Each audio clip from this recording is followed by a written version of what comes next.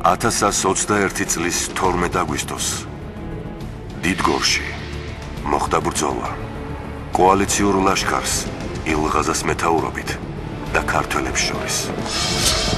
კოალიციურ ლაშქარში იბრძოდა 304,000, ხოლო ქართველთა მხარეს 55,600 მებრძოლი. ბრძოლა 3 საათს გაგრძელდა, რომლის შემდეგაც ქართველებმა მტერს 70 კილომეტრის მანძილზე სდიეს.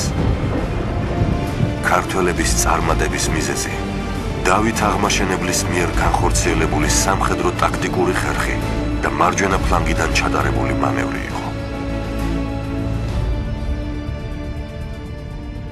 ძალა ერთობაშია.